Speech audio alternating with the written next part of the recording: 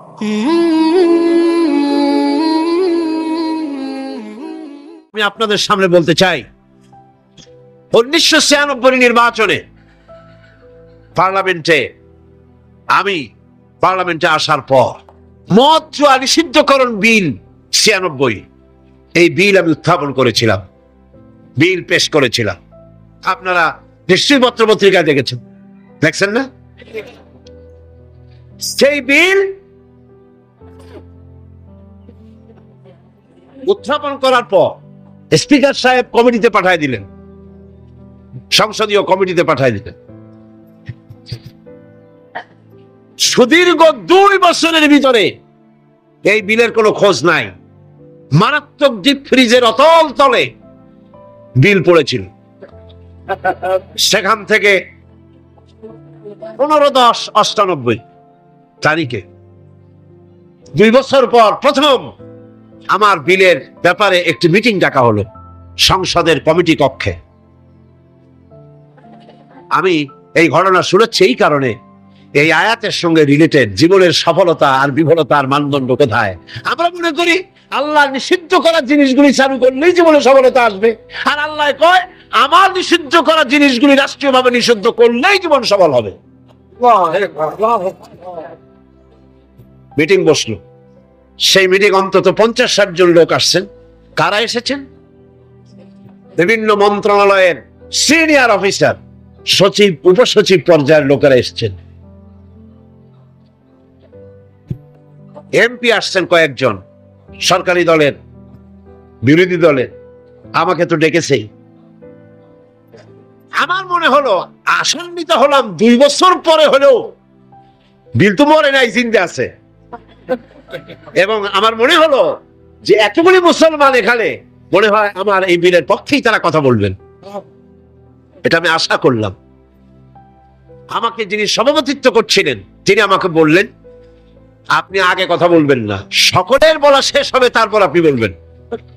সবটা শুনিয়া বললাম ঠিক আছে। শুরু হলো এই বিলের ব্যাপারে বলা, আলোচনা শুরু হলো। বিলের ব্যাপারে ফাইল তৈরি হয়েছে, এত বড় আমার কাছে ফাইল আছে। বিভিন্ন মন্ত্রণালয় মদ নিষিদ্ধ করলে, জুয়া নিষেধ করলে এই দেশের কি হবে এই ব্যাপারে তারা তাদের মন্তব্য দিয়েছে। মন্ত্রণালয়ের মন্তব্য, জাতিসংঘ কি ফতোয়া দিয়েছে তাও আছে, সার্ক এই ব্যাপারে কি ফতোয়া দিয়েছে তাও আছে। এত বড় ফাইল শুরু হলো। প্রথমেই অর্থ মন্ত্রণালয়, সভাপতি সাহেব বললেন আপনি বলেন এই বিলের ব্যাপারে। অর্থ মন্ত্রণালয় বলল, মাননীয় সভাপতি, যদি এই বিল কার্যকরী হয়, মদ যদি বন্ধ করে দেওয়া হয়, তাহলে আমার দেশ প্রতি বছর 28 কোটি টাকার রাজস্ব ইনকাম থেকে মারুফ হয়ে যাবে। স্বাস্থ্য মন্ত্রণালয় বলল, মদ যদি না থাকে জনগণের স্বাস্থ্য শেষ।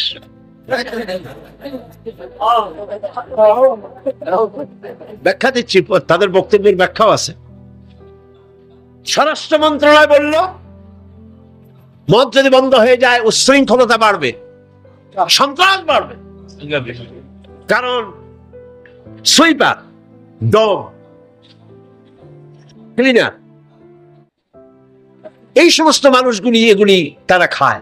যদি তাদের খাইতে দেওয়া না হয় তাহলে তারা উচ্ছৃঙ্খল হবে এবং তারা নানান রকমের সন্ত্রাসে লিপ্ত হবে। কাজেই সন্ত্রাস বন্ধ করার জন্য এটা থাকা দরকার। ইন্না লিল্লাহি ওয়া ইন্না ইলাইহি রাজিউন। খুব হতাশ হলাম এবং মনে মনে ভাবতে থাকলাম যে আল্লাহ, আজকের এই মিটিং এর ছবি তো তোমার ক্যামেরা ধারণ করছে। কিয়ামতের দিন এই লোকগুলি কি জবাব দিবে তোমার দরবারে? আমি তো আমার বাপের বিল নিয়ে হাজির হই নাই, আমার বাপের বিল তো নিয়ে হাজির হই নাই। এরপরে পররাষ্ট্র মন্ত্রণালয়ের পক্ষ থেকে বলা হলো, আমরা গরিব দেশ। যুক্তি দেখুন, আমরা গরিব দেশ, ওনারা আমাদেরকে সাহায্য দেয়, বিদেশি সাহায্যদাতারা, দাতা গোষ্ঠী, তারা আমার দেশে সাহায্য নিয়ে আসে। ওনাদেরকে যদি একটু মদুরা দিতে পারি তো দিলাম কি, একটু মেহমানদারি তো করা উচিত। এই মেহমানদারি না করতে পারলে আমরা তো সর্বনাশ হয়ে যাবে। সুতরাং এটা বন্ধ করার অর্থই হলো বিদেশি সাহায্য বন্ধ হয়ে যাবে। এইভাবে বিভিন্ন মন্ত্রণালয় বলতে লাগলেন, আর আমি বসে বসে কুইনিয়ান গিলতে লাগলাম। সর্বশেষ ইসলামী ফাউন্ডেশন সভাপতি সাহেব বললেন, ইসলামী ফাউন্ডেশনের ডিজি সাহেব, তার নামের আগে একটা মৌলানা লাগানো আছে। তিনি বললেন, মৌলানা সাহেব আপনি বলেন। আমি এই লোকটার চেহারা জীবনে দেখি নেই, ওই প্রথম দেখলাম। তিনি, আমি ভাবলাম অন্তত সে যাই হোক, নামের আগে যখন একটা মৌলানা আছে, জি, তাহলে উনি এই বিলের পক্ষে কথা বলবেন, আমার ধারণা হল। কিন্তু সর্বনাশ, তিনি বললেন কি, চাকরি করতে গিয়ে মানুষ এইভাবে ইমান বিক্রি করে। আমি চাকরি করতে গিয়ে মানুষ তার ইমান বেচে। তিনি বললেন, এই বিল আমি তার কথাই কোট করছি, আমার সব মুখস্থ। তিনি বললেন, এই বিল আমি আগে পাই নাই, মিটিং এ এসে বিলটা পেলাম। বিল পড়ে দেখলাম যিনি বিল উত্থাপন করেছেন তিনি একটি ধর্মীয় আবেগের উপরে ভিত্তি করে এই বিল পেশ করেছেন। এটি হচ্ছে ইসলামের নামে আরেকটি অনইসলামিক কাজ। তিনি বললেন এইটা, এর কারণ হলো যুক্তি। শোনেন যুক্তি, কত বড় আলেম তিনি, সোজা কথা। তিনি বলছেন যে আমার দেশে অমুসলিমরা আছে, আমার জন্য যেটা হারাম সেটা তাদের জন্য হালাল, আমাদের জন্য যেটা হালাল সেটা তাদের জন্য হারাম। আমার দেশে অমুসলিম বহুত আছে, সুতরাং আমরা যদি মদ নিষিদ্ধ করি অন্য জাতির উপরে তা জুলুম হবে। আর আল্লাহ বলেছেন লা ইকরাহা ফিদ্দীন, ইসলামে কোনো বাড়াবাড়ি নেই। তিনি আরো এক ধাপ আগিয়ে গেলেন। তিনি বললেন, শুধু এই বিলের ব্যাপারেই নয়, বাংলাদেশের সংবিধানের মধ্যে আল্লাহর উপর ঈমান এবং অবিচল আস্থার কথা বলেও অমুসলিমদের উপরে, সংখ্যালঘুদের উপরে প্রেসার ক্রিয়েট করা হয়েছে, জুলুম করা হয়েছে। এই বক্তব্য শেষ হওয়ার পর আমাকে সময় দিল, কপাল খারাপ, মাগরিবের বাকি তখন 10 মিনিট, সামান্য সময় পেলাম। আমি বললাম, সভাপতি সাহেব, এতক্ষণ পর্যন্ত আপনার আমন্ত্রিত মেহমানেরা যেসব আইনের বই দিয়ে কথা বলেছেন সেগুলো আইনের বই, আর আমি যে আইনের কিতাব দিয়ে আজকে আপনাদের সামনে দলিল নিয়ে এসেছি সে আইনের কিতাবখানি হচ্ছে আকাশের নিচে জমিনের উপরে সর্বশ্রেষ্ঠ আইনের কিতাব, যার নাম কোরআন শরীফ। আমি যে বিল পেশ করেছি এই বিল আমার বানানো নয়, এটি মানুষের তৈরি করে নয়। আপনার অর্থ মন্ত্রণালয় বলেছে 28 কোটি টাকার ক্ষতি হবে প্রতি বছর, 28 কোটি টাকার ক্ষতি হবে রাজস্ব ইনকাম থেকে মদ বন্ধ করলে। কিন্তু আমি বলতে চাই, আল্লাহ পাকের নিষিদ্ধ জিনিসকে আপনারা হালাল করবেন, 28 কোটি নয়, বন্যার পানির মতো হাজার হাজার 28 কোটি টাকা আল্লাহ বন্যার পানি দিয়ে ভাসায় দেবেন। আপনারা ঠেকাইতে পারবেন না, ঠেকাতে পারবেন না। হতে দেওয়ার মালিক কে?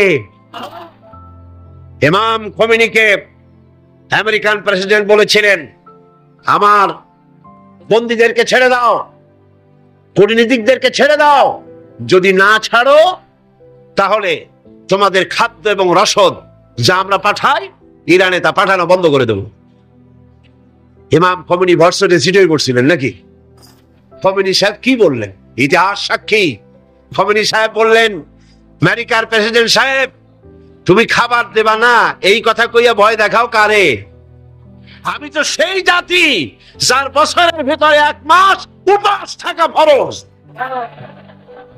বছরে 1টা মাস না খেয়ে থাকা ফরজ। তুমি আমার ভয় দেখাও না খেয়ে থাকা, তোমার খাদ্যের পরোয়া আমি করি না।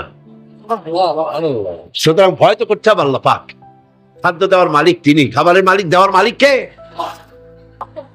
আল্লাহ রাব্বুল আলামিন বলেছেন, ওয়ালাউ আন্না আহলাল কুরা আমানু ওয়াত্তাকাউ লাফাতাহনা আলাইহিম বারাকাতিম মিনাস সামাই ওয়াল আরদ।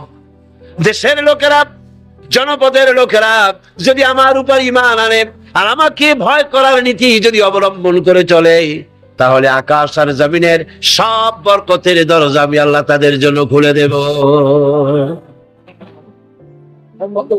তো রিস্ক দেওয়ার মালিক তো আল্লাহ। কে মালিক? আল্লাহ পাক। আল্লাহর হারাম জিনিসকে আপনারা জারি রেখে 28 কোটি টাকা পাওয়ার লোভ করছেন। কত 28 কোটি চলে যাবে ঠিক পাবেন না। পেঁয়াজের ঝাঁজ কত টের পান না এখন?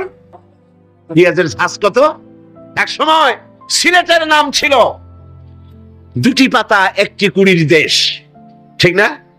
দুটি পাতা একটি কুড়ির দেশ সিলেট। আর এখন দুটি কাঁচামরিচ একটি পেঁয়াজের দেশ বাংলাদেশ। মানুষ যখন নিজের দাম বোঝে না তখন আল্লাহ জিনিসের দাম বাড়ায় দেয়। দাম কার? পেঁয়াজের নাম আর কার দাম? মানুষের দাম। মানুষের দাম বোঝে নাই, আল্লাহ কাঁচামরিচের দাম বাড়াই দেয়। যা, পেঁয়াজের দাম, কাঁচামরিচের দাম, হাবিজাবির দাম বাড়িয়ে গেল, মানুষেরা না খেয়ে মরতেছে। সুতরাং আপনারা ঠেকাবেন কি করে? স্বরাষ্ট্র মন্ত্রণালয় উচ্ছৃঙ্খলতা বাড়বে, আশ্চর্য কথা। আল্লাহ বলছেন উচ্ছৃঙ্খলতা কমবে, আর আপনি বলতেছেন বেড়ে যাবে, কি আশ্চর্য কথা। স্বাস্থ্য মন্ত্রণালয় বলছে যে স্বাস্থ্য খারাপ, স্বাস্থ্য ভালো হবে মদ খাইলে, না খাইলে স্বাস্থ্য খারাপ হবে। রাসূলুল্লাহ বলেছেন মদ কোন ওষুধ নয়, মদ নিজেই ব্যাধি, এটা নিজেই রোগ। সুতরাং কথা হচ্ছে মেহমানদারি মদ দিয়া করা যাবে না। রাসূল কারীম সাল্লাল্লাহু আলাইহি ওয়াসাল্লামের কাছে মদ নিষিদ্ধকরণ আয়াত যখন নাযিল হলো, এই আয়াত যেটা আমি পড়লাম, একজন সাহাবী এসে বললেন, হুজুর আমার কাছে কিছু মদ আছে, আমি এখন করব। দেখেন, আমি সেইখানে সেই মিটিং এ বললাম, সেই সাহাবী জিজ্ঞেস করলেন, হুজুর আমি করব কি? কোন ইহুদির হাতিয়ে দিয়ে দেই? আল্লাহ নবী বললেন, মদ নিষিদ্ধকরণ আয়াত যখন নাযিল হয়ে গেছে, এখন এই মদ যদি কারো কাছে অবশিষ্ট থাকে, না তা খাওয়া যাবে, না তা হাদিয়া দেওয়া যাবে, না তা বিক্রি করা যাবে, রাস্তায় ফেলে দাও। ফেলে দাও ছাড়া এর কোনো পথ নাই।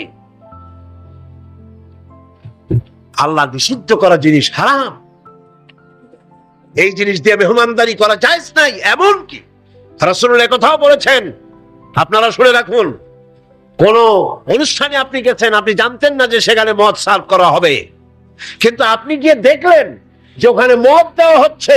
রাসূলুল্লাহ বলেছেন, আল্লাহ এবং পরকালের বিশ্বাস যদি কলিজার মধ্যে থাকে, ওই অনুষ্ঠান পরিত্যাগ করে বেরিয়ে যাও। এই মদের অনুষ্ঠানে তুমি বসতেও। সর্বশেষ বললাম, আজকে ফাউন্ডেশনের ডিজি তিনি বলছেন, আশ্চর্য কথা, আমার দেশে মুসলিম আছে তাই কোরআনের আইন আমি চালু করব না, এটা তাদের উপরে জুলুম হবে। রাসূলুল্লাহর উপরে যখন এই আইন নাজিল হয়, তখন মক্কা মদিনায় ইহুদি খ্রিস্টান ছিল না, তো তাদের উপলক্ষ্য করে রাসূলুল্লাহ কি আইন বন্ধ করে রাখছিলেন? না, বরং বললেন, সাহাবীরা তখন তো মাইক ছিল না, রেডিও নাই, মাইক নাই, ফ্যাক্স নাই, পত্রপত্রিকা নাই, টেলেক্স নাই, টেলিভিশন নাই। হুজুর বললেন, যাও রাস্তায় রাস্তায় এই আয়াত চিল্লায় পড়ো। সাহাবায়ে কেরাম রাস্তায় নেমে গেলেন, এই আয়াত, ইন্নামাল খামরু ওয়াল মাইসিরু ওয়াল আনসাবু ওয়াল আজলামু রিজসুম মিন আমালিশ শাইতানি ফাজতানিবু। সবাই চিল্লায় পড়তে লাগলেন। ইতিহাস সাক্ষী, তারা যখন তেলাওয়াত করতেছিলেন রাস্তায় রাস্তায়, যেসব মুসলমান মদ পান করতেছিলেন, তখন যার হাতে মদের গ্লাস ছিল, কোরআনের আয়াত শুনে মদের গ্লাস নিক্ষেপ করলেন। যিনি গলায় নিয়েছিলেন, মুখে নিয়েছিলেন, কুড়ি করে ফেলে দিলেন। যিনি গিলেছিলেন, গলার মধ্যে আঙ্গুল দিয়ে বমি করে ফেলে দিলেন। যার ড্রামের ভিতরে, হাড়ির ভিতরে মদ ছিল, লাথি মেরে পাতিল ভেঙে দিল, আর মদ রাস্তাগুলি প্রবাহিত হয়ে গেল।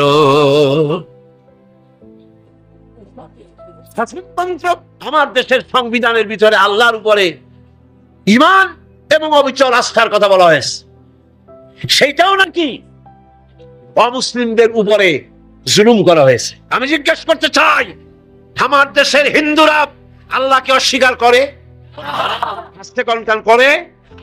আল্লাহ না বললে ভগবান তো বলে, ব্রহ্মা তো বলে, উপরওয়ালা তো বলে, ঈশ্বর তো বলে, বিধাতা তো বলে। খ্রিস্টানরা আল্লাহকে অস্বীকার করে, চিল্লায় বলেন করে, বৌদ্ধরা করে। এই দেশের কিছু নাস্তিক মুরতাদ ছাড়া আল্লাহকে কেউ অস্বীকার করে না। সুতরাং আমার দেশে আল্লাহর উপর ঈমান এবং অবিচল আস্থার কথা সংবিধানে যা লেখা হয়েছে, এটাকে পরিবর্তন করতে চাইলে বাংলাদেশে আগুন জ্বলবে, কেউ ঠেকাইতে পারবে না।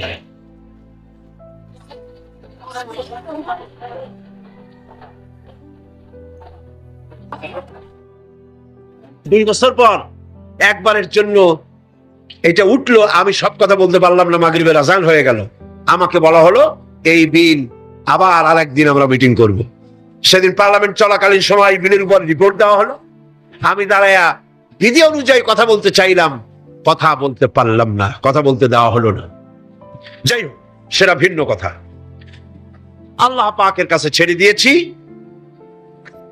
আমরা চাই পৃথিবীর দ্বিতীয় বৃহত্তম মুসলিম দেশ বাংলাদেশ, এখানে মদ এবং জুয়া নিষিদ্ধ ঘোষণা করা হোক। আপনারা চান কিনা? চান কিনা? চান কিনা?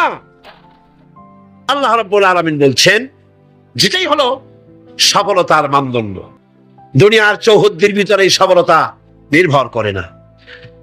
সূরা হজে বলা হয়েছে, ইয়া আইয়ুহাল্লাযীনা আমানু রুকউ ওয়াসজুদু ওয়া'বুদু রাব্বাকুম ওয়াফআলুল খায়রা লাআল্লাকুম তুফলিহুন। হে বিশ্বাসীরা, রুকু করো, তোমরা রুকু এবং সিজদা করো, আর নিজের রবের বন্দেগী করো, নেক কাজ করো। এই কাজগুলি করলে তোমরা সফল কাম হতে পারবে। সফলতার মানদণ্ড এখানেই আল্লাহর হুকুম, আল্লাহর আনুগত্যের সামনে নিজের মাথা নত করে দেওয়ার মধ্যেই, এটার মধ্যেই রয়েছে সফলতা। আল্লাহ পাক সেই কামিয়াবি দুনিয়া এবং আখিরাতে আমাদেরকে দান করুন। আমরা বলি আমিন, আমরা বলি আমিন। এইটা হলো ইসলাম। আর যদি জনগণের উপরে খারাপ ব্যবহার করা হয়, যিনি খারাপ ব্যবহার করেন তিনি বুঝতে পারেন ক্ষমতা যখন থাকবে না তখন আমার আর উপায় নাই, সেজন্য সেনাবাহিনী নিরাপত্তা ছাড়া চলার পথ নেই, তখন নিরাপত্তার দাবি ওঠে। কিন্তু আল্লাহর পথের পথিক যারা, তাদের এগুলির প্রয়োজন হয় না। সুবহানাল্লাহ। কারণ তারা জানেন হায়াতের মালিক, মওতের মালিক কে। জোরে বলেন কে? আল্লাহ সুবহানাহু ওয়া তাআলা। বন্ধুগণ, কোরআনে কারিমে আল্লাহ পাক বলেন, ওয়া আলাল্লাহি কাসরুস সাবিলি ওয়া মিনহা জায়রুন ওয়া লাউ শাআ লাহাদাকুম আজমাইন। সোজা রাস্তা বলে দেওয়ার দায়িত্ব আমি আল্লাহ। আল্লাহ পাক সহজ সরল রাস্তা বলে দেওয়ার জন্য নবীদের পাঠালেন। নবীরা ক্ষমতা এলেন। আল্লাহর নবী ক্ষমতা এসে নিজের ক্ষমতার পরিধি, নিজের বাড়ি ঘরের সৌন্দর্য বাড়ান নাই, নিজের জায়গা জমিন বৃদ্ধি করেন নাই, একটা বিছানা পর্যন্ত ছিল না। হযরত ওমর বলেন, আমি নবীজির সঙ্গে দেখা করতে গেলাম, নবীজি ঘরের ভিতরে আরাম ফরমাচ্ছিলেন, বিছানার উপরে শোয়া নবীজি। আমাকে দেখে তিনি উঠে বসলেন। আমি দেখলাম নবীজি দড়ি দিয়ে বোনানো খাটিয়ার উপরে শোয়া ছিলেন, চাদর নাই, তোশক নাই। নবীজি যখন উঠে বসলেন, আমি তাকিয়ে দেখলাম নবীজির পিঠ মোবারকের উপরে দড়ির দাগগুলি কেটে আছে। আমি বললাম, ইয়া রাসূলুল্লাহ, এই পৃথিবী কাফির বেঈমানেরা কত শান্তি করলো, কত আরাম করলো, আর আপনার একটা বিছানা নাই, তোশক নাই। আপনি আমাকে অনুমতি দেন, একটা বিছানা বানায় দিই, একটা তোশক বানায় দিই। নবীজি বললেন, ওমর শোনো, এই পৃথিবীতে শান্তি করার জন্য আমি আসি নাই। আমি যদি বলি উহুদ পাহাড়টাকে যদি নির্দেশ করি, উহুদ পাহাড় আমার জন্য সোনায় পরিণত হয়ে যাবে। আমি পৃথিবীতে মানবতার মুক্তির জন্য এসেছি। খাবার নাই, সকলের ঘরে খাবার পৌঁছেছে, নবীজির ঘরে খাবার নাই। হযরত আয়েশা রাদিয়াল্লাহু তাআলা আনহা বলেছেন, মাসের পর মাস, দিনের পর দিন নয়, মাসের পর মাস চলে গেছে, নবীজির ঘরে চুলায় আগুন জ্বলে নাই। একটু খেজুর, একটু পানি, এগুলি খেয়ে কোন রকম আমরা জীবিকা নির্বাহ করেছি। একবার নবী করিম সাল্লাল্লাহু আলাইহি ওয়াসাল্লাম মসজিদে নববীতে অসময় হযরত আবু বকর রাদিয়াল্লাহু তাআলা ঢুকে দেখলেন বসে আছে। জিজ্ঞেস করলেন, তোমরা এই অসময় এখানে কেন? তারা বললেন, নবীজি আজ কদিন হয়ে গেল কোনো খাবার পাইনি, ক্ষুধায় অস্থির হয়ে গেছে। নবীজি বললেন, আমারও তো একই দশা। এই দশা ওনাদের, কিন্তু জনগণের এই দশা না। জনগণের ঘরে ঘরে খাবার পৌঁছে গেছে। সুবহানাল্লাহ। বলেছেন রাষ্ট্রীয় ক্ষমতা আমার হাতে, আর ক্ষমতার আমলে খোরাতের কোণে একটি কুকুর যদি না খেয়ে মারা যায়, কিয়ামতের দিন আল্লাহর কাছে আমাকে জবাবদিহি করতে হবে। এর নাম ইসলাম। এর নাম কি? ইসলাম। সেই ইসলামের রাষ্ট্র প্রতিষ্ঠাই করতে হবে মুসলমানদেরকে, বাংলাদেশের জনগণকে। পারবেন না? পারবেন না? এই কোরআনের আইন বাংলাদেশে চালু হোকটা কি আপনারা চান? কারা কারা চান?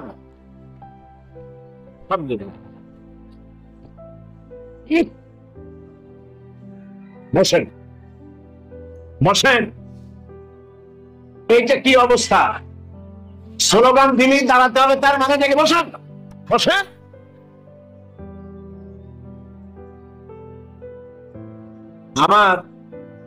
আমার মনে হয় যে আপনারা চান্স খোঁজেন। অনেক সময় বসে থেকে মাথা ব্যথা করে, তো স্লোগানের সুযোগ পাইলেই দাঁড়ায় যান। এইটা না অন্য কিছু। যাক, আলহামদুলিল্লাহ, মাজা আল্লাহ ঠিক রাখুন। কোমর সোজা থাকতে হবে, হাঁটুতে শক্তি থাকতে হবে। যুদ্ধের এখনো অনেক পথ বাকি। একটু জোরে সরে জিকির করেন সুবহানাল্লাহ, আলহামদুলিল্লাহ, লা ইলাহা জোরে সুবহানাল্লাহ, ইলাহা ইল্লাল্লাহ, লা ইলাহা ইল্লাল্লাহু মুহাম্মাদুর রাসূলুল্লাহ। ইমানদার লোকেরা এই পৃথিবীর মধ্যে সবচাইতে মর্যাদা সম্পন্ন। আর তাদের মর্যাদা সম্পর্কে আল্লাহ পাক কোরআন শরীফে বলছেন, যারা ঈমান আনে দুনিয়াও তাদের মর্যাদা হবে, আখিরাতেও মর্যাদা হবে। আল্লাহ রাব্বুল আলামিন বলেন, জাযাউহুম ইনদা রাব্বিহিম জান্নাতু আদনিন তাজরি মিন তাহতিহাল আনহার খালিদিনা ফিহা আবাদান। আল্লাহ পাক বলছেন, যারা নাকি ঈমান আনবে আমার উপরে আর আমলে সালেহ করবে, নেক কাজ করবে, তাদের জন্য পুরস্কার হলো সবুজ শ্যামল এমন জান্নাত আমি তাদের জন্য রেখেছি, যার নিচের থেকে শতত নহর প্রবাহিত। আর এই জান্নাতের ভিতরে তারা থাকবে, তারা সেখানে বসবাস করবে।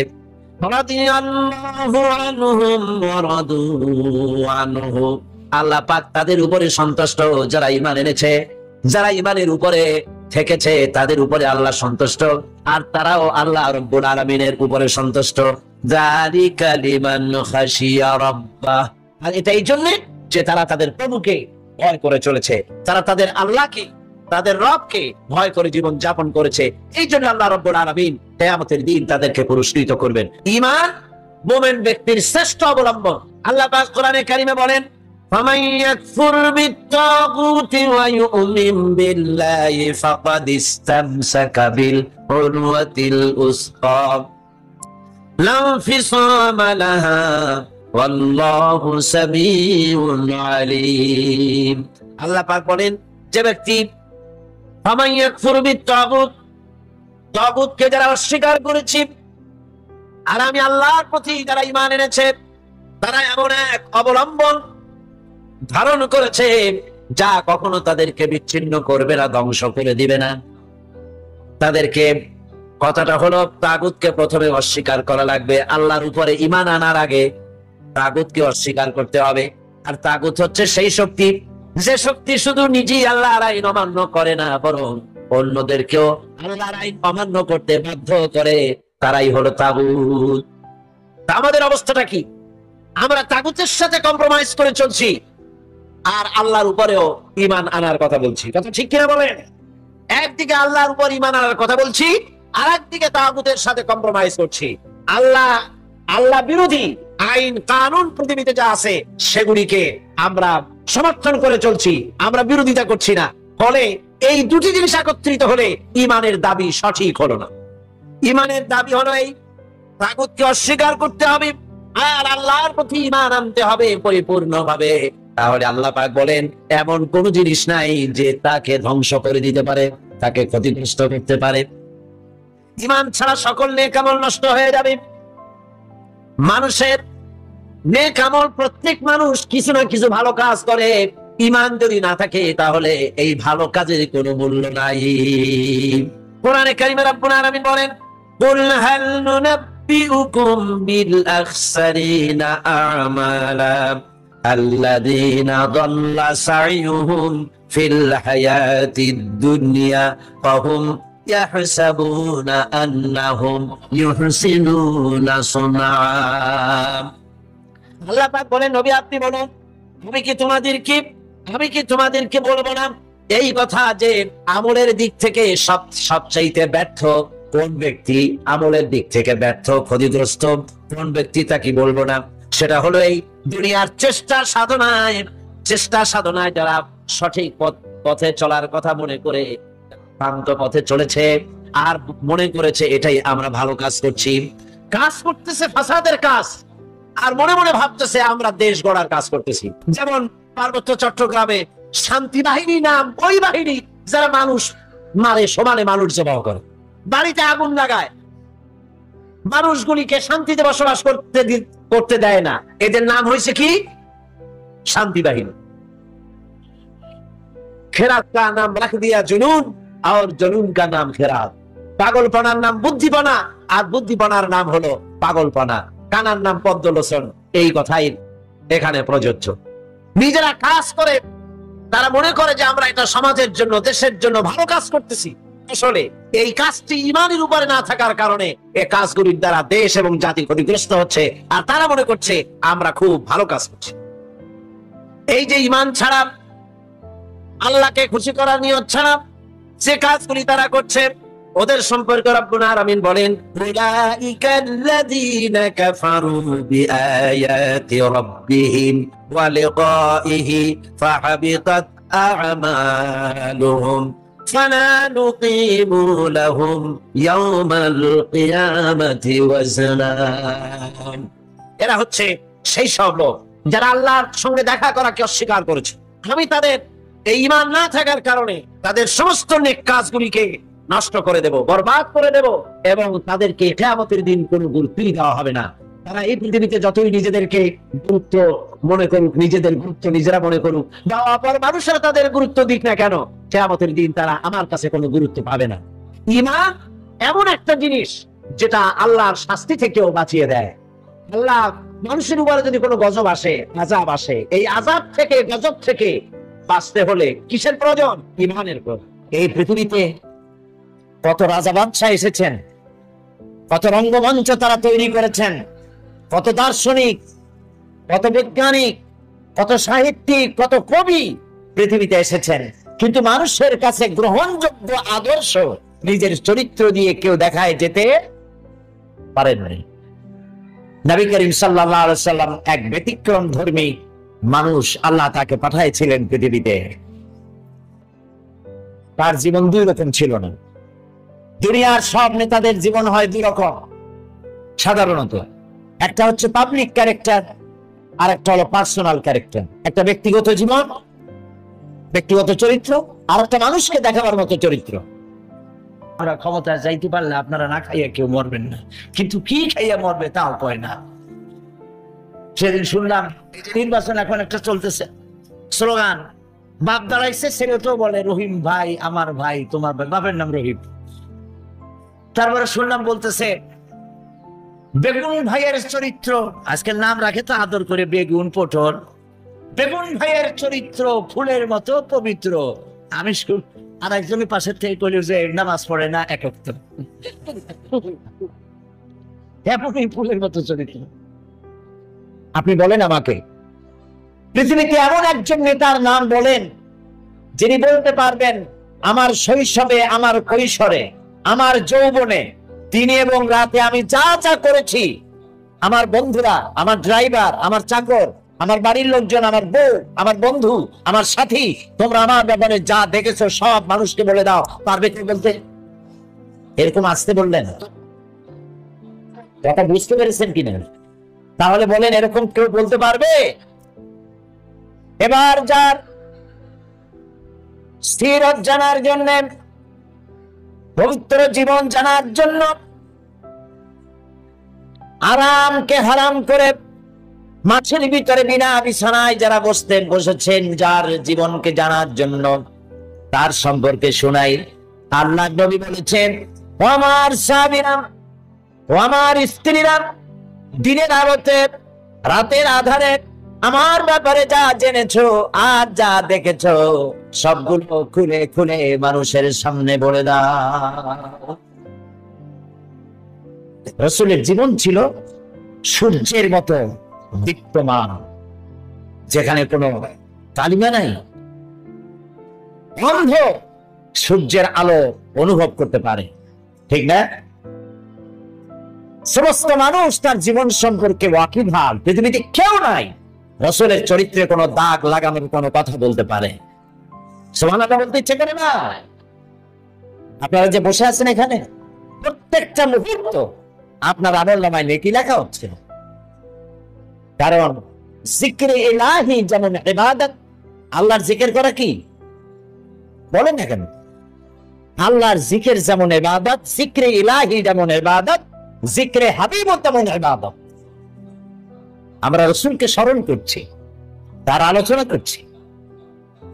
কি মহান ব্যক্তিত্ব, যার জীবনে দুই রকমের কোনো কিছু নাই, সব স্পষ্ট। আল ওয়াদুহু ওয়াস সারাহা, একদম দিবালোকের মতো স্পষ্ট, কোনো বক্রতা নেই। কাফেরেরা চিন্তা করতো যে এই লোকটা হইল কেমনে, এভাবে কেমনে হলো? শৈশব, কৈশোর, যৌবন কাটালেন তিনি এই সমাজের মধ্যে, কিন্তু মিথ্যা কথা বলেন না। মিথ্যা ছাড়া সমাজ চলে না, মদ ছাড়া মুহূর্ত চলে না। মদের অন্তত 100 প্রকার নাম ছিল তাদের। মদ খাইতে খাইতে শেষ পর্যন্ত মদের গ্লাস আর জগ মুখে জড়াই দিকে সিধেই বলে থাকে। এরকম একটি সমাজে তিনি বড় হলেন। মদের গ্লাস তিনি টাচ করেছেন, হাত দিয়ে ধরে দেখেছেন, জীবনের শত্রুরাও বলতে পারল কেমনে হইল। তিনি যখন কোরআন শরীফ পড়তেন, কাফেররা মনে করতো যে লোকটা কোনোদিন কোন কবির সাথে বসে নাই, উঠে নাই, সাহিত্যিকদের সাথে আনাগোনা ছিল না। এই যে মিলাই মিলাই বলে, নিশ্চয়ই কবি হয়ে গেছেন, তলে তলে কবি হয়ে গেছে। নবী করিম সাল্লাল্লাহু আলাইহি সাল্লাম সম্পর্কে যখন যে কথা এসেছে, জবাব রাসূলের দেওয়া লাগে নাই, জবাব দিয়েছেন কে? রাসূলকে এক পর্যায়ে মজনুন বলা হয়েছে। মানে কি? পাগল বলা হয়েছে।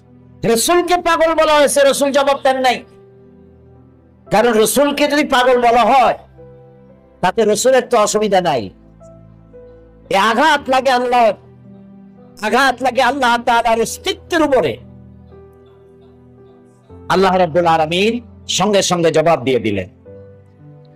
আল্লাহ রাব্বুল আলামিন বলেন, ওয়ামা সাহিবুকুম বিমাজনুন, তোমাদের সাথী পাগল নন। মুহাম্মদ সাল্লাল্লাহু আলাইহি ওয়াসাল্লাম পাগল নন তা বললেন না, বললেন তোমাদের সাথী পাগল না। তোমরাই তো সাথে ছিলা, একসঙ্গে খেলাধুলা করেছো, ওঠা বসা করেছো। তার জীবন যৌবন চোখের সামনে, পাগলামির কি দেখলে তার মধ্যে? নবী করিম সাল্লাল্লাহু আলাইহি ওয়াসাল্লাম কে যখন কবি বলা হলো, আল্লাহ তাআলা প্রতিবাদ করলেন। আল্লাহ তাআলা বললেন, ওয়ামা আল্লামনাহু আশ-শি'রা ওয়ামা ইয়ানবাগী লাহু। আল্লাহ তাআলা বলেন, আমার নবীকে আমি কবিতা শিখাই নাই, আর কবি তো আমার নবীর জন্য শোভনীয় নয়। আমার নবীরে আমি কবিতা শিখাই নাই, আর কবিতা আমার নবীর জন্য শোভনীয় নয়। এইটা কি কথা? কবিতা নবীর জন্য শোভনীয় নয়।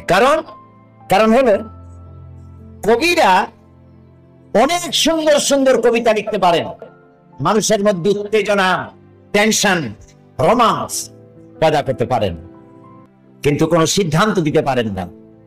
কবিরা পৃথিবীতে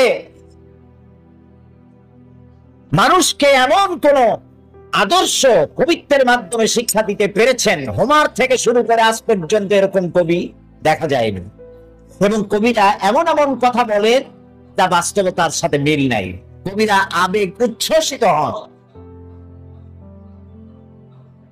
কল্পনা ঘোড়ার পৃষ্ঠের উপরে বসে দেবান্তরের মাঠ দিয়ে নিরুদ্দেশ্যের উদ্দেশ্যে দৌড়াতে থাকেন। বাস্তবতার সাথে মিল থাকে না। যেমন আমি একটু দেখাই, দৃষ্টান্ত দিলে বুঝতে সুবিধা। কি বলেন? আমাদের জাতীয় কবি কাজী নজরুল ইসলাম, আমি তার জন্য দোয়া করি সবসময়, মনে আসলেই দোয়া করি। আল্লাহ তাআলা তার দোয়াটা কেমনে কবুল করলেন দেখলেন? তিনি বলেছিলেন, মসজিদের পাশে আমার কবর দিও ভাই, যেন সকাল সন্ধ্যে মুয়াজ্জিনের আজান শুনতে পাই। দোয়া কবুল হয়েছে? তাও কথা কয় না লোকেরা। ওইখানে বিশ্ববিদ্যালয়ের মসজিদের পাশে তার কবর হয়েছে, সকাল সন্ধ্যা আজান শুনতেছে। ওইখানে আর এক শয়তানের কবরও দিতে চাইছিল। দেখেন, কাজী নজরুল ইসলাম, আমার মন বলে এমন সময় তিনি কলম ধরেছিলেন যখন মুসলমানদের পক্ষে কলম ধরার লোক ছিল না। প্যালেস্টাইনের মুসলমানদেরকে মাইরে মাইরে শেষ করে দিল। দেখেছেন তাকাইয়া? প্যালেস্টাইনে ইসরায়েলিরা হেলিকপ্টার, গানশিপ, কামান, বোমা নিক্ষেপ করছে, আর প্যালেস্টাইনের শিশু, কিশোর, যুবকেরা ইহুদিদের নিক্ষিপ্ত বোমা আর কামানের মোকাবেলা করতেছে পাথর দিয়ে। আমি আমার অন্তরের অন্তঃস্থল থেকে ধন্যবাদ জানাই, মোবারকবাদ জানাই খালিদ বিন ওলীদের উত্তরসূরি, খাব্বাব খুবাইবের উত্তরসূরি প্যালেস্টাইনের ওই সব যুবকদেরকে যারা কাফের বেঈমান ইহুদিদের মোকাবেলা করতেছে ইট আর পাথর দিয়ে। আর আমি আমার অন্তরের অন্তঃস্থলের সমস্ত ঘৃণা দিয়ে আমি ধিক্কার জানাই তিনি মুসলিম শাসকদেরকে, যারা মুসলমানদের মার দেখে চুপ করে যারা বসে আছে।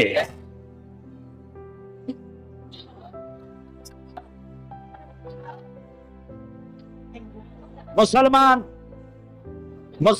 যদি মুসলমানের মতো হয়, 10 জন যথেষ্ট, 10 জন যথেষ্ট। কোথায় আছে কথা?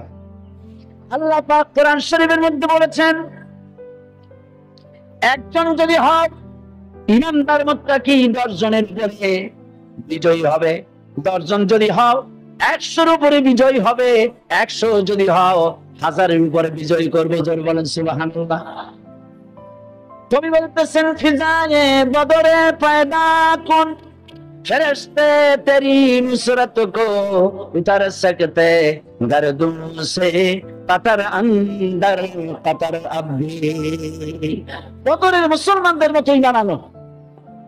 তাহলে আকাশ থেকে কাতারে কাতারে ফেরেশতা নাজিল করে দিয়ে আল্লাহ পাক তোমাদেরকে সাহায্য করবেন। সুবহানাল্লাহ। সে আল্লাহ আছে না নাই? জোরে বলেন, আছে না নাই?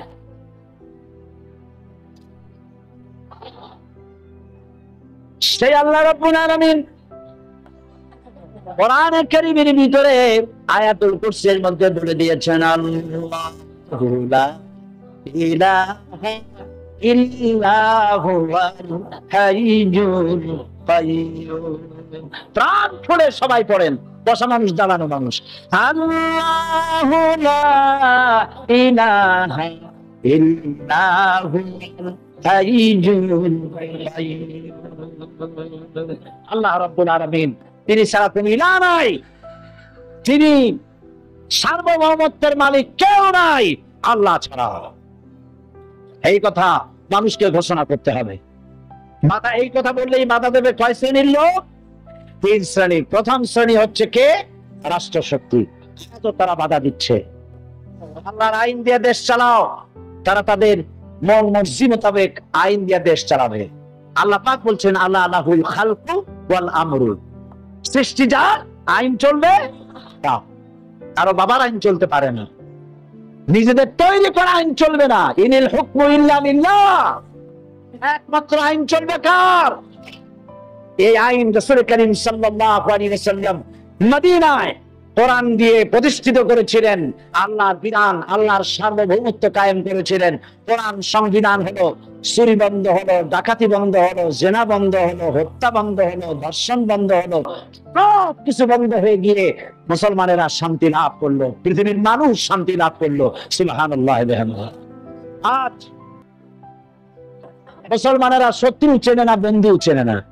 বন্ধুকে বানাইছে শত্রু, শত্রুকে বানাইছে বন্ধু। কে বন্ধু কে শত্রু চিনাই দিবেন কে? আল্লাহ। বলেন কে দিবেন? আল্লাহ রাব্বুল আলামিন কোরআনে কারীমের মধ্যে পরিষ্কার করে বলেছেন, লাতাজিদান্না শাদ্দান নাসি আদাবাতান লিল্লাযিনা আমানুল ইয়াহুদা ওয়াল্লাযিনা আশরাকু। আল্লাহ পাক বলছেন, হে রাসূল, মানুষের ভিতরে দুইটা শ্রেণী মুমিনদের জন্য সবথেকে জঘন্য দুশমন। কয়টা শ্রেণী? যেটা, একটা হলো ইহুদ আর একটা হলো মুশরিক। একটা হলো ইহুদি আর একটা হলো মুশরিক। শুধুমাত্র আল্লাহর নবীর নামে, নবীর শানে যেসব নাত রচনা করেছেন, যেসব গজল কবিতা রচনা করেছেন, আল্লাহ ইচ্ছে করলে এর বদৌলতে তাকে জান্নাত দিয়ে দিবেন। আল্লাহ যেন দয়া করে নজরুলকে জান্নাত দান করেন, আমরা বলি আমিন। নজরুল ইসলামের কথা আনলাম কেন? ওই যে কবিতা, যারা কবি হন আবেগে উচ্ছ্বাসিত হয়ে এমন সব কথা বলেন যার সাথে বাস্তবতার মিল নেই। যেমন তিনি এক জায়গায় লিখেছেন, মোর প্রিয়া হবে এসো রানী, দেব খোবায় তারার ফুল। এখন সত্যি যদি ওনার যার প্রতি লক্ষ্য করে নিয়ে কবিতা লিখেছেন, যদি সত্যি ওই মহিলাকে তিনি প্রিয়তমা হিসাবে পেতেন, তো আকাশের তারাগুলি খোবায় দিয়ে দিতে পারতেন। তারপরে তিনি লিখেছেন, জ্যোৎস্নার রং আর রং ধরুন রং মিলাইয়া আলতা বানাইয়া তোমার পায়ে পরায় দিতা। এটা উনি পারতেন? পারতেন। কবিরা সাধারণত আবেগ প্রবণ হন, আবেগে কথা বলেন যার বাস্তবতার সাথে মিল নাই। কবি হাফিজ নিশ্চয়ই নাম শুনেছেন, পারস্য কবি।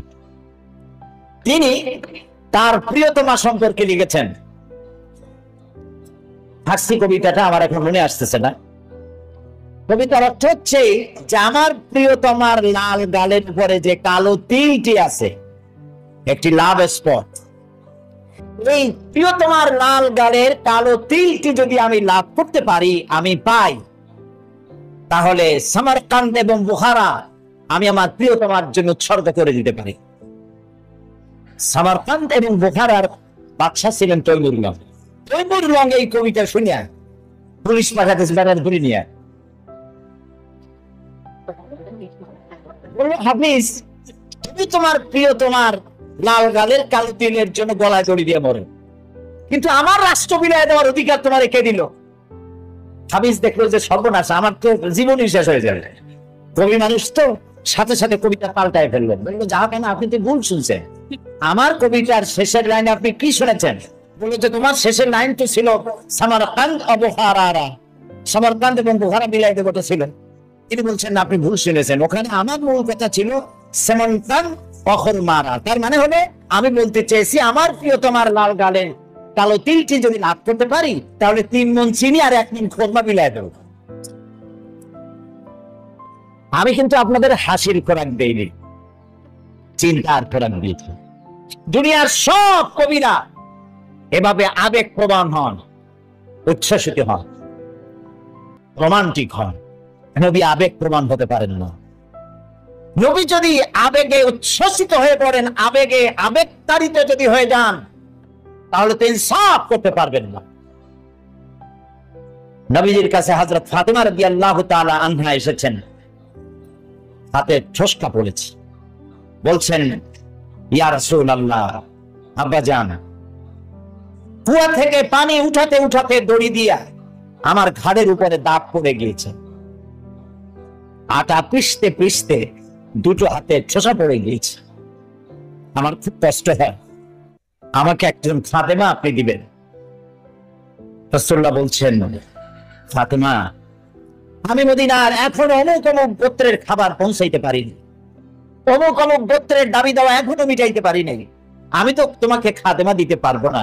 বরং তুমি এক কাজ করো, প্রত্যেক নামাজের পরে সুবহানাল্লাহ 33 বার, আলহামদুলিল্লাহ 33 বার, আল্লাহু আকবার 34 বার, এটা তুমি পড়ো। রাসূল যদি মেয়ের কলিজার টুকরা মেয়ে হযরত ফাতেমাকে না দেখে তিনি থাকতে পারতেন না। একবার রাসূলুল্লাহ বসা মসজিদে নববীতে, মুখ মলিন, সাহাবীরা ভয়তে কথা বলতে সাহস পাচ্ছেন না। কিছুক্ষণ পর নবীজি উঠে চলে গেলেন হযরত ফাতেমার ঘরে। কিছু সময় পরে বেরিয়ে এলেন হাসি খুশি চেহারা। সাহাবায়ে কেরাম জিজ্ঞেস করলেন, হে রাসূল, এখন তো আমাদের জান ফিরে আসছে, আমরা তো হতাশ হয়ে গেছিলাম, আপনার মুখ মলিন দেখে ভয় তো অস্থির হয়ে গেছে। কি কারণে মুখ কালো ছিল? কেন আপনি অশান্তি ভোগ করছিলেন? আর কিভাবে আপনার শান্তি ফিরে এলো? নবীজি বললেন, সাহাবীরা, ওদের মধ্যে একটু মনোমালিন্য হয়েছিল, আমি কষ্ট পাচ্ছিলাম। ওদের মধ্যে, বুঝতে পারছেন, হযরত ফাতেমা, হযরত আলী, ওদের মধ্যে একটু মনোমালিন্য হয়েছিল, আমি কষ্ট পাচ্ছিলাম। আমি ভেতরে গিয়ে দুজনকে নসিহত করলাম, তাদের মধ্যে এখন আবার আগের মতো হাসি খুশি বেরিয়েছে, আমি খুশি হয়ে গেছি। ফাতেমা আমার কলিজার টুকরা, যে ফাতেমাকে ব্যথা দেয় সে মুহাম্মদ সাল্লাল্লাহু আলাইহি ওয়াসাল্লামকে ব্যথা দেয়। প্রিয় ভাই সব, যে মেয়েকে এত ভালোবাসেন তিনি, আবেগ প্রমাণ হলে তিনি তো দিতেই পারতেন, তিনি মদিনার বাদশা, প্রেসিডেন্ট। নবী আবেগ প্রমাণ হতে পারেন না, আবেগের বশীভূত হতে পারেন না। এই জন্য আল্লাহ তাআলা প্রতিবাদ করেছেন,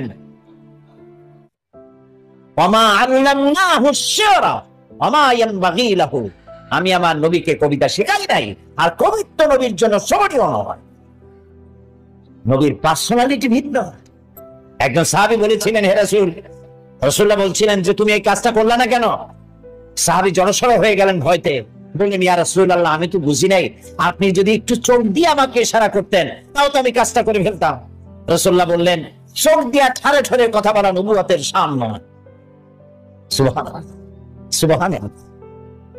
দেখেন না, মানুষ তো চোখ মেরে কথা বলে, ঠারে ঠারে কথা বলে, নবুয়তের শান এটা না।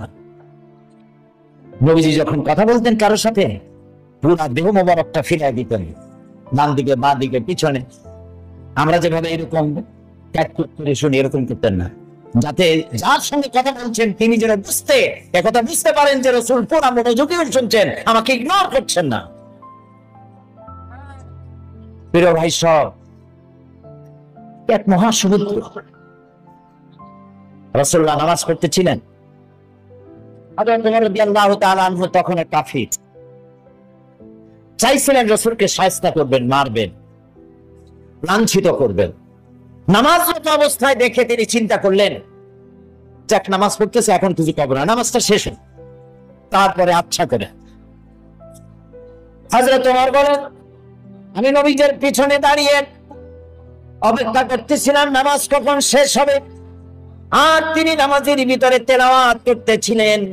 তেলাওয়াত যখন শুনলাম, আমার কাছে মনে হলো এই কথাগুলি মানুষের বানানো নয়, নিশ্চয়ই কোন জিন রাসূলুল্লাহকে শিখায়া দেয়। আমি যখন এই চিন্তা করেছি, এত সুন্দর মিলায়া কি করে পড়েন, জেনে শিখাই দিয়েছে, এই চিন্তা যখন আমি করেছি, নবীজি তখন আমার এই কথার জবাব যেন তিনি দিলেন, তিনি পড়লেন, ইন্নাহু লাকাউলু রাসূলিন কারীম। না, এটা কোনো জিন বা অন্য কারো কথা নয়, এটি হচ্ছে মহান বার্তাবাহকের বর্ণনা। হযরত ওমর বলছেন, জিনের কথা না হলে কবির কথা তো বটেই। এত সুন্দর মিলানো, দেখছেন না কোরআন শরীফে কি মিল, লক্ষ্য করছেন? করেন নাই বোধ হয়, করার জন্য অনুরোধ করি। কোরআন তাড়াতাড়ি পড়বেন, মনে হবে আপনি প্রবন্ধ পড়ছেন, থেমে থেমে পড়বেন, মনে হবে যেন কবিতা করতেছেন। প্রত্যেক আয়াতে আয়াতে মিল। সুবহানাল্লাহ। হযরত ওমর বলছেন, ভাবলাম মুহাম্মদ সাল্লাল্লাহু আলাইহি ওয়াসাল্লাম কবি হয়ে গেছে। হযরত ওমর বলেন, যেই না চিন্তা করলাম মনে মনে মুহাম্মদ সাল্লাল্লাহু আলাইহি ওয়াসাল্লাম কবি হয়ে গেছেন, অমনি তিনি আমার এই কথার জবাব যেন তিনি দিলেন। তিনি পড়লেন, ওয়ামা হুয়া বিকাউলি শাইরিন কালিলাম মা তুমিনুন। না, এটা কোনো কবির কথা নয়, হযরত ওমর বলে সর্বনাশ, তাই তো শুধু কবি না, জনক আমার মনের কথা বুঝলো কেমনে? তো জাদুকর হয়ে গেছে, গণক হয়ে গেছে। হযরত ওমর বলেন, যখন আমি মনে মনে চিন্তা করলাম গণক হয়ে গেছেন, অমনি নবীজি আমার সে কথার জবাব দিয়ে দিলেন। তিনি বললেন, ওয়ালা বিকাউলি কাহিনিন কালিলাম মা তাযাক্কারুন। না না, এটা কোনো গণকের কথা নয়, তোমরা খুব কমই উপদেশ গ্রহণ করে থাকো। হযরত ওমর বলেন, আমার মনে হচ্ছিল আমার পায়ের তলা থেকে মাটি সরে যাচ্ছে। কি আশ্চর্য কথা! যা বলি মনে মনে তারই জবাব আসে। নামাজের মধ্যে কি করে বোঝেন তিনি? হযরত ওমর বলেন, প্রত্যেকটি কথার জবাব, মনের প্রশ্নের জবাবগুলি যখন আসতেছিল, তখন আমার চোখের সামনে বিরাট একটা জিজ্ঞাসাবোধক চিহ্ন ঘুরতেছিল। এটা জেনের কথা নয়, কবির কথা নয়, গণকের কথা নয়, তবে এটা কি? যেই না চিন্তা করেছি তবে এটা কি, অমনি নবীজি তেলাওয়াত করলেন, তানজিলুম মির রাব্বিল আলামিন। রব্বুল আলামিনের নাযিলকৃত কিতাব। হযরত ওমর বলছেন, আমার মনে হচ্ছিল ঈমান ইসলাম তার শিকড় শুদ্ধ আমার কলিজার মধ্যে ঘিরে বসতেছে। কিন্তু তখনও সময় আসে নাই হযরত ওমরের ঈমান কবুল করার। প্রিয় ভাই সব, রাসূলকে আল্লাহ রাব্বুল আলামিন পৃথিবীতে পাঠালেন এজন্য নয় তিনি আমাদেরকে মেসাক করা শুধু শিখাবেন, তিনি আমাদেরকে শুধু দাড়ি আর টুপির কথা বলবেন। একটি সমাজ বিপ্লব, একটি রাষ্ট্র বিপ্লব করার জন্য পাঠিয়েছেন। চুরি, ডাকাতি, জেনা, ব্যভিচার, হত্যা, ধর্ষণে ভরপুর সমাজ, এখানে এসেছেন তিনি। এই জাতীয় উপায়, এ মানুষ বাঁচবে কি করে? এর লক্ষ্য কি, উদ্দেশ্য কি, যাবে কোন? আহারে, গরিবদের বাঁচার কোন অধিকার নাই। গরিবরা শোষিত, নির্যাতিত, নিপীড়িত, নিগৃহীত। বড় লোকদের সব জোর জার মুলুকটা। আর নারী, নারীর জীবনের তো কোনো দামই নাই। নারী হয়ে জন্মগ্রহণ করাই আজন্ম পাপ। মেয়ে হয়ে জন্মগ্রহণ করেছে, আষাঢ় মেরে মেরে ফেলতেছে। রাসূল এই জিনিসগুলি দেখলেন, নিজের চোখে অবলোকন করলেন। একটা ব্যতিক্রমী স্বভাব দিয়ে তিনি তৈরি হচ্ছেন। লোকেরা লক্ষ্য করল, এক পর্যায়ে মক্কার লোকেরা রাসূলের নাম ভুলে গেল। নাম ছিল কি? নাম কি? মুহাম্মদ। বলেন নাম কি? সবাই বলেন সাল্লাল্লাহু আলাইহি ওয়াসাল্লাম। মনে থাকে যেন রাসূলের নাম যখন শুনবেন, যখন পড়বেন, কি বলবেন? ভুলে যাবেন। লোকেরা নাম ভুলে যেতে বসলো কেন?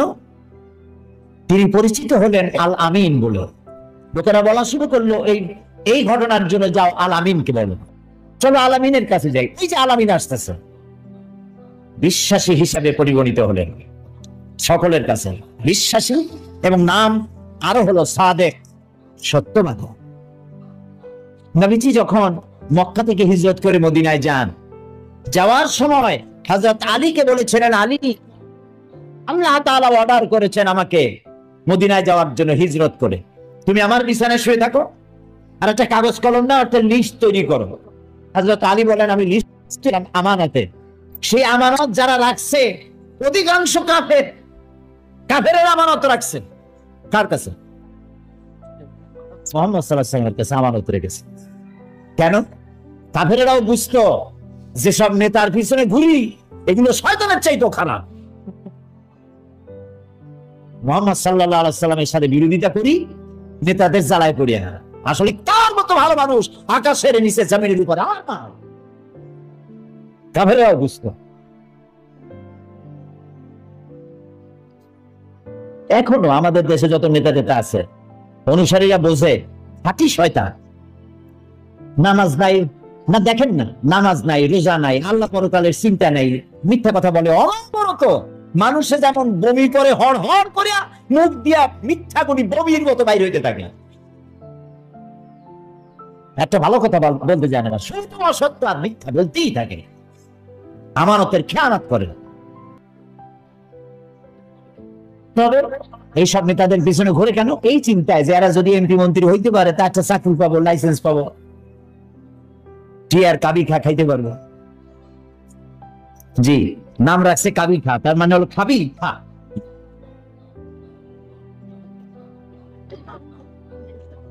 নবী করিম সাল্লাল্লাহু আলাইহি ওয়াসাল্লাম আপনার আমার জীবন, আমাদের মা বাপের জীবন উৎসর্গ হোক রাসূলের কদম মোবারকের উপরে। সারাটা দুনিয়া ঋণী তার কাছে, তার স্বভাব চরিত্রের কাছে। মুহাম্মদ রাসূলুল্লাহ সাল্লাল্লাহু আলাইহি ওয়াসাল্লাম এই সমাজে বড় হলেন, বেড়ে উঠলেন, লক্ষ্য করলেন এদের বাঁচাবো কেমনে, উপায় কি? তিনি গারে হেরায় চলে গেলেন। ওটার নাম জাবালে নূর। আমরা গারে হেরা বলি, কিন্তু মক্কা শরীফে যে গারে হেরা কইলি কেউ চিনবে না, চিনবে না। জাবালে নূর, ওই জাবালে নূরে উঠলেন, অনেক উঁচা।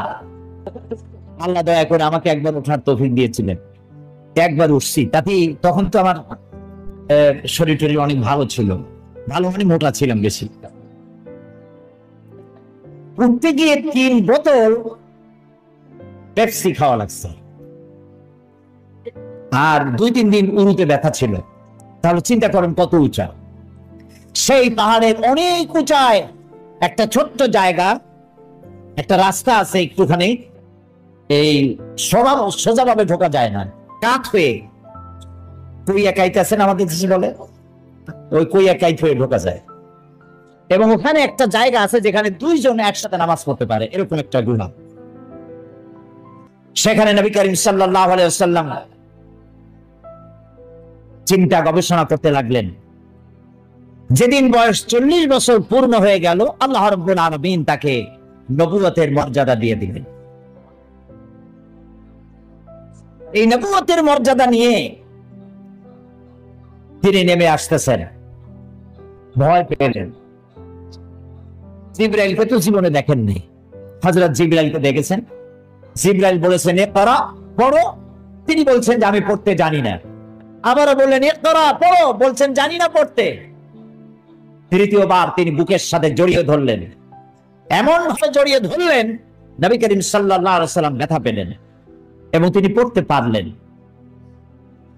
নেমে এসে স্ত্রী হযরত খাদিজাতুল কুবরা রাদিয়াল্লাহু তাআলা আনহাকে বললেন আমাকে ঢেকে দাও। তাড়াতাড়ি করে চাদর এনে তিনি ঢেকে দিলেন। নবী করিম সাল্লাল্লাহু আলাইহি ওয়াসাল্লামের চোখের মধ্যে ভিড় সাপ। হযরত খাদিজা ভীত সন্ত্রস্ত হলেন, জিজ্ঞেস করলেন আবাল কাসেম আপনার কি হয়েছে? তিনি ঘটনা শোনালেন। হযরত খাদিজা কি বলতেছেন শোনেন। হযরত খাদিজা বলছেন ইয়া আবাল কাসেম, হে কাসেমের পিতা, আপনার ঘাবড়াবার কোনো কারণ নাই। কোন দুষ্ট জিন, কোন দুষ্ট শয়তান আপনাকে অনিষ্ট করতে পারে না, কারণ আপনি সত্যবাদী। আপনাকে কোন দুষ্ট জিন, কোন শয়তান আপনাকে অনিষ্ট করতে পারে না, কারণ আপনি আত্মীয়তার হক আদায় করেন। আপনি এতিমকে, মিসকিনকে খেতে দেন, আপনি বিধবাকে আশ্রয় দেন, আপনার ক্ষতি কেউ করতে পারে না। হযরত খাদিজা দৌড় মারলেন এবং নিজের চাচাতো ভাই হযরত ওয়ারাকা বিন নওফল, তিনি ছিলেন তাওরাতের জবরদস্ত আলেম, নবীজির মুখে খবর শুনলেন। সবটা শুনে নবীজির মস্তক মোবারকের উপরে চুমো খেয়ে বললেন কুদ্দুসুন কুদ্দুসুন, অতি পবিত্র, মহাপবিত্র ইয়া মুহাম্মদ সাল্লাল্লাহু আলাইহি ওয়াসাল্লাম। আপনার কাছে যিনি এসেছিলেন তিনি কোন জিন নন, তিনি মহাপবিত্র আত্মা, তিনি ফেরেশতা। যে ফেরেশতা এসেছেন ইব্রাহিম, মূসা, ঈসা, ইয়াকুব, আইয়ুব, সমস্ত নবীদের কাছে যে ফেরেশতা এসেছে, সেই জিবরাইল এসেছিলেন আপনার কাছে। তাওরাতে আমি যা পড়েছি তার সাথে মিল হয়ে যাচ্ছে, আপনি আখিরি জামানার পয়গম্বর। তবে আমার জন্য আফসোস, আমি বৃদ্ধ, এই জাতি আপনাকে খুব কষ্ট দেবে, নির্যাতন করবে। সেদিন পর্যন্ত যদি আল্লাহ আমাদের বাঁচায় রাখেন, আমি আপনাকে সাহায্য করব, আপনার সাথে থাকবো। প্রিয় ভাই সব, একটা নারী, একজন স্ত্রী পুরুষের জন্য, স্বামীর জন্য সব থেকে উত্তম সাক্ষী দিতে পারে, এর থেকে ভালো সাক্ষী আর কেউ দিতে পারে না। আল্লাহর নবী যখন তার স্ত্রী হযরত খাদিজা রাদিয়াল্লাহু তাআলা আনহাকে যখন দাওয়াত দিয়েছেন, আল্লাহ রাব্বুল আলামিন যখন দাওয়াতের জন্য বলে দিলেন, নিকটবর্তী আত্মীয়দেরকে দাওয়াত দেওয়ার সর্বপ্রথম নবীজি গিয়ে হযরত খাদিজাকে দাওয়াত দিলেন, বললেন আল্লাহ ছাড়া কোনো ইলাহ নাই, মাবুদ নাই, তার উপর ঈমান আনো, আর আমি মুহাম্মদ রাসূলুল্লাহ সাল্লাল্লাহু আলাইহি ওয়াসাল্লাম আখিরি জামানার পয়গম্বর, আমার উপর ঈমান আনো। স্ত্রীর জন্য স্বাভাবিক ছিল, স্ত্রী তো কমসে কম স্বামীকে চেনে, কি বলেন আপনারা, চেনে না? সব মানুষকে আপনি ধোঁকা দিতে পারবেন, সব মানুষকে আপনি চোখে ধুলা দিতে পারবেন, কিন্তু স্ত্রী ভাঙিয়ে দিতে পারবেন না, ঠিক কিনা বলবেন? স্ত্রী আপনার জন্য ভালোবাসা দিতে পারে, জীবন দিতে পারে, সব দিতে পারে, কিন্তু ঈমান আনা অত্যন্ত কঠিন। নবীজি যখন হযরত খাদিজাকে ঈমানের দাওয়াত দিলেন, হযরত খাদিজা রাদিয়াল্লাহু তাআলা আনহা এক মুহূর্ত দেরি করেন নাই। হযরত খাদিজা বলছেন, ইয়া আবুল কাসেম, আপনি অবশ্যই আল্লাহর নবী। আমার কোনো বিন্দু মাত্র সন্দেহ নাই, কারণ বিগত 15 বছর আপনার সাথে ঘর সংসার করে আপনাকে যেভাবে দেখেছি, কোন সাধারণ মানুষের আচরণ এরকম হতে পারে না, আপনি অবশ্যই আল্লাহর নবী। নবী করিম সাল্লাল্লাহু আলাইহি ওয়াসাল্লাম এই দাওয়াত নিয়ে ছড়িয়ে পড়লেন ময়দানে। তিনি বলেছেন লা ইলাহা ইল্লাল্লাহ। এই কালেমার দাওয়াত কি শুধু মুহাম্মদ সাল্লাল্লাহু আলাইহি ওয়াসাল্লামের ছিল না, সব নবীদের ছিল। দুনিয়ার সব নবীদের একটাই স্লোগান ছিল, তার মধ্যে কোনো মতপার্থক্য, মতদ্বৈততা হয় নাই, সকলের স্লোগান একটা, লা ইলাহা ইল্লাল্লাহ। একজন মানুষ যার চরিত্র ছিল কোরআনের জীবন্ত প্রতিচ্ছবি, যিনি ক্ষমার মধ্যে শক্তি দেখিয়েছেন আর নম্রতার মধ্যে দেখিয়েছেন নেতৃত্বময়, একজন মা যেমন মমতাময়, একজন বাবা যেমন দায়িত্ববান, ঠিক তেমনি করে তিনি ছিলেন মমতার শ্রেষ্ঠ উদাহরণ। তিনি কারো জন্য ভয় ছিলেন না, বরং আশ্রয় ছিলেন। অশান্তির সময় শান্তি, অন্ধকারে আলোর দিশা। তিনি ছিলেন প্রিয় নবী মুহাম্মদুর রাসূলুল্লাহ সাল্লাল্লাহু আলাইহি ওয়াসাল্লাম। একটি নাম, একটি চরিত্র, একটি যুগান্তকারী জীবন।